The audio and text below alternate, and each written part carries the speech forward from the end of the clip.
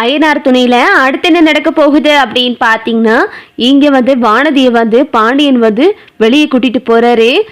வானதி கிட்ட சொல்றாரு, வானதி நான் இன்னைக்கு போறேன், உன் கூட தான் நான் இருக்க போறேன் அப்படின்னு சொல்லவும், ஏ பாண்டி என்ன பாண்டி அப்படியா உண்மையாவா நிஜமாவா அப்படின்னு சொல்லிட்டு வானதிக்கு ரொம்ப சந்தோஷமாயிருது. ஆமாண்டி, இன்னைக்கு நம்ம தியேட்டருக்கு போறோம், பீச்சுக்கு போறோம், ஹோட்டலுக்கு சாப்பிட போறோம், நான் உன்னை இன்னைக்கு நல்லபடியா எல்லா இடத்துக்கும் கூட்டு போறேன் அப்படின்னு சொன்னதும் வானதி கேக்குது. ஏ என்ன பாண்டி உண்மையாவா, என்னாச்சு ஒரே நைட்ல இப்படி மாறிட்ட அப்படின்னு சொல்லிட்டு வானதி கேட்கவும், அதெல்லாம் அப்படிதான் வானதி அப்படின்னு சொல்லிட்டு வானதியும் பாண்டியும் 2 பேரும் சேர்ந்துட்டு பீச்சுக்கு போகவும், ஹோட்டலில் போய் சாப்பிடவும், படம் பார்க்கவும், இப்படி இருக்கவும் எல்லாருமே ரொம்ப சந்தோஷமா இருக்காங்க இவங்க 2 பேரும். இங்க பார்த்தா பல்லவன் வந்து காலேஜுக்கு கிளம்புறதுக்காக ரொம்ப யோசனையா இருக்கா.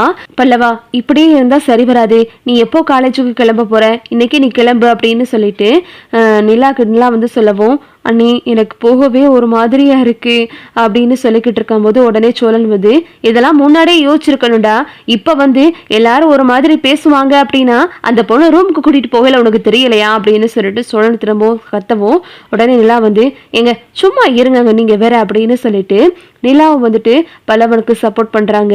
சரி நீ கிளம்பு, எப்படி இருந்தாலும் நீ இதை ஃபேஸ் பண்ணித்தான் ஆகணும் அப்படின்னு சொல்றாங்க.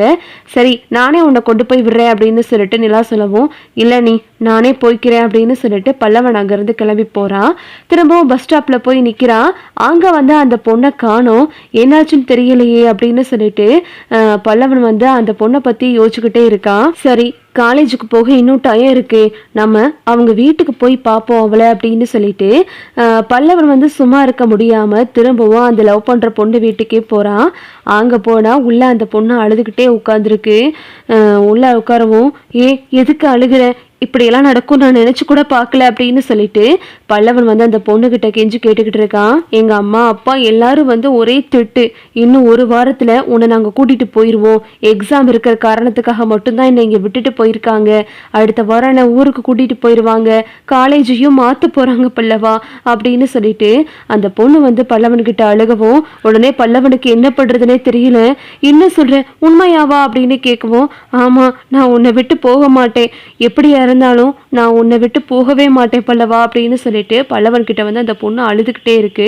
உடனே வந்து பல்லவன் வந்து, என் அண்ணனை விட்டு பேச சொல்லவா அப்படின்னு சொல்லவும், எங்க அம்மா அப்பா யாரு சொன்னாலும் கேட்க மாட்டாங்க, நம்ம உடனே கல்யாணம் பண்ணிக்கிறோமா அப்படின்னு சொல்லிட்டு அந்த பொண்ணு வந்து சொல்லவும், ஐயோ கல்யாணமா இப்பவா அப்படின்னு சொல்லிட்டு பல்லவன் வந்து யோசிச்சுக்கிட்டு இருக்கான்.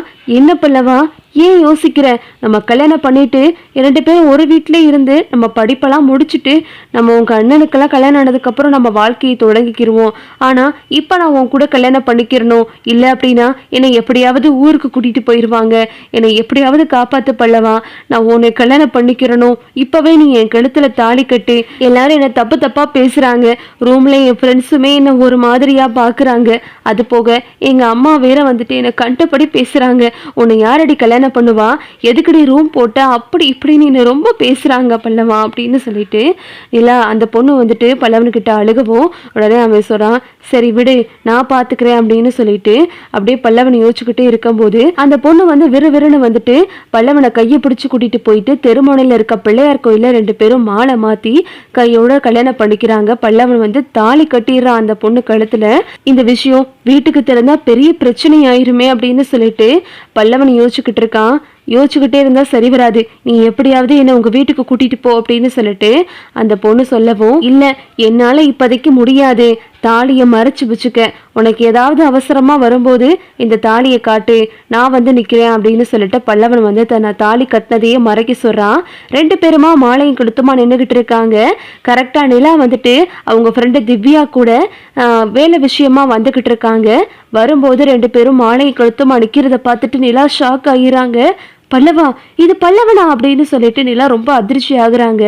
இதுதான் அடுத்தடுத்து நடக்க போகுது. ஓகே விவோஸ், பல்லவன் பத்தி நீங்க என்ன நினைக்கிறீங்க அப்படின்னு சொல்லிட்டு உங்களுடைய கருத்துக்களை கமெண்ட்ல தருவீங்க.